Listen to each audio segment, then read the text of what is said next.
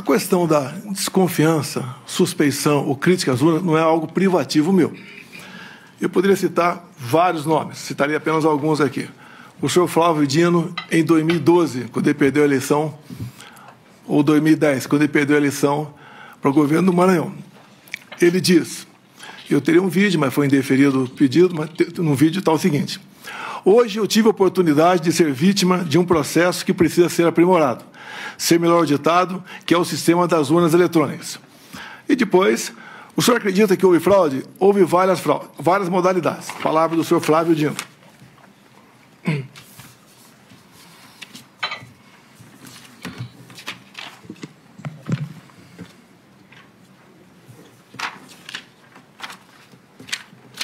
Depois também, curiosamente, uma outra inserção no horário eleitoral gratuito do senhor Carlos Lupe. Por que curiosamente? Foi ele que entrou com uma ação no TSE pela minha inelegibilidade, por crítica às urnas eletrônicas. Ele falava em fraude. Mas numa das inserções, aproximadamente 30 segundos, que até hoje está no Facebook dele, ele termina dizendo o seguinte: sem a impressão do voto, não há possibilidade de recontagem. Sem recontagem, a fraude impera. Repito a Vossa Excelência, até hoje isso está lá no Facebook do senhor Carlos Lupe. Eu batalhei muito na Câmara, desde 2012, pelo voto impresso. Consegui aprová-lo em 2015 para 2016. A senhora Dilma Rousseff vetou, a proposta voltou para o Congresso, só na Câmara nós derrubamos o veto, com votos do PT, inclusive. No Senado, algo parecido, também derrubamos o veto. Fiquei feliz que teríamos, em 2018, o voto impresso. Eu não lembro se eu pedi audiência ou o ministro Fux me convidou. Eu fui conversar com ele sobre essa questão. E ele mostrou para mim que 5% das sessões eleitorais do Brasil teriam o voto impresso. Por que 5%? Porque não tinha recurso para mais coisa. E, com o tempo, ia chegar a 100%. Fiquei muito feliz, agradecer ao ministro Fux, me tratou muito bem. Mas, infelizmente, logo depois, por 8-3, o Supremo Tribunal Federal declarou o voto impresso como sendo inconstitucional, porque a impressão do voto poderia ferir a segurança das eleições. Bem, então tivemos o voto normal em 2018. A minha campanha 2018, algo atípico, com todo respeito, nem eu esperava que me eleger presidente, tendo em vista quem eu era. Eu era um parlamentar que não era parlamentar de partido, eu não tinha apoios políticos, mas acabei, então, como desde 2014, após o segundo turno das eleições, eu me lancei pelo Brasil falando que ia disputar a eleição em 2018, acabei me elegendo, sem antes passar por uma facada, quase me levou a óbito. Me permite estender um pouquinho mais essa questão aqui. Pode ficar à vontade. Me elegi presidente, não tinha quem botar na presidência, poucos nomes tinha para botar na presidência, acabei montando o ministério e nós aqui, com pessoas competentes, sem o critério político partidário para botar as pessoas lá, fizemos um ministério que é reconhecido por grande parte da população como um ministério excepcional. Fizemos muita coisa. Lei da Liberdade Econômica, o PIX, Água para o Nordeste, Bolsa Família, triplicamos o seu valor, marcos, entre tantas outras coisas. A questão do armamento também, apesar de ser acusado de ser um armamentista visando a violência diminuiu quase 30% entre o governo anterior e o meu governo, tendo em vista a política de armamento. Bem, outra coisa importante também, onde comecei a criar inimizades cada vez maiores, desde o começo do meu mandato, foi na escolha de pessoas para compor aqui bancos oficiais estatais. Só falar de duas estatais só.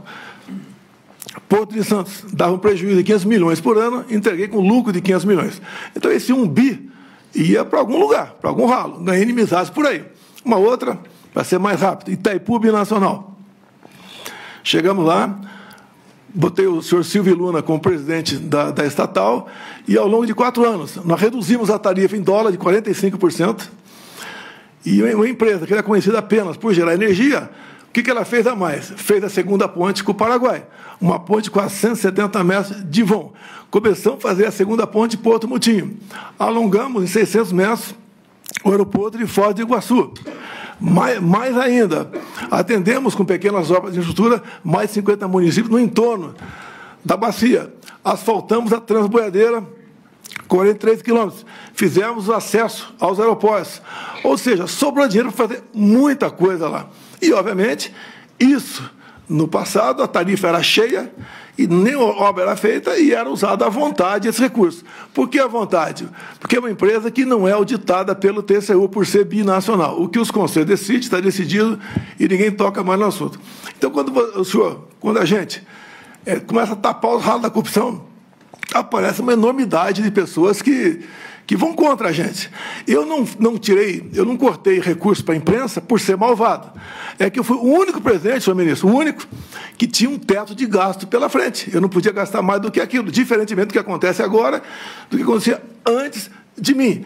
Ganhei também, então, uma antipatia enorme da imprensa contra a minha pessoa. E também a questão das pautas dos costumes, né?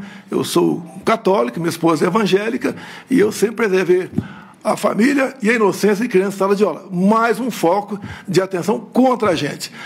E até do próprio Supremo Tribunal Federal, respeitosamente, eu tinha pelo menos uma ação por semana para me explicar em 24, 48 horas o porquê daquilo. Mas faz parte da regra.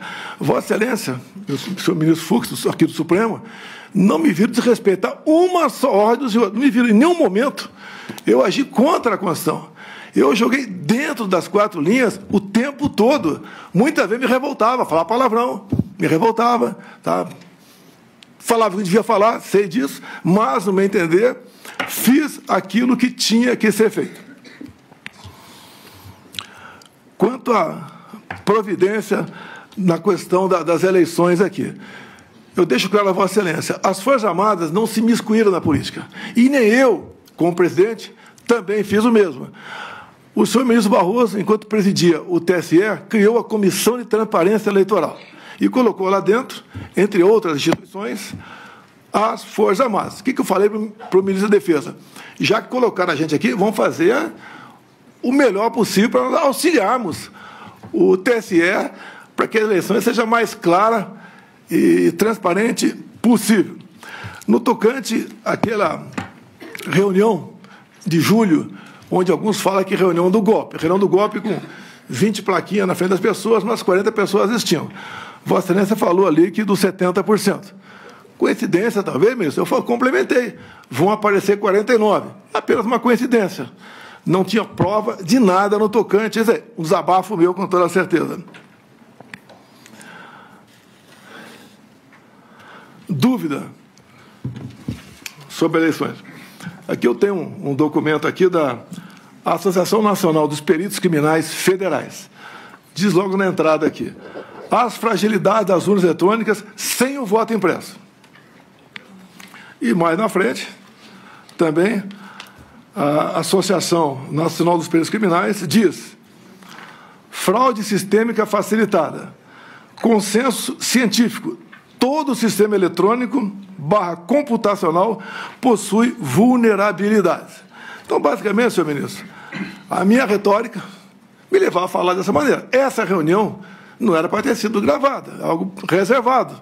Como em tudo quanto é local, se faz reunião reservada. Alguém gravou, no meu entender, de má fé. E ela tornou-se pública. Senão eu não estaria explicando essa questão aqui agora. Essa foi a minha retórica, que usei muito enquanto deputado e depois como presidente, também buscando aí o voto impresso como uma forma a mais de termos mais uma barreira, né, para evitar qualquer possibilidade de se alterar o resultado de umas eleições. Eu gostaria de complementar aqui, sempre lembrando ao ex-presidente Bolsonaro,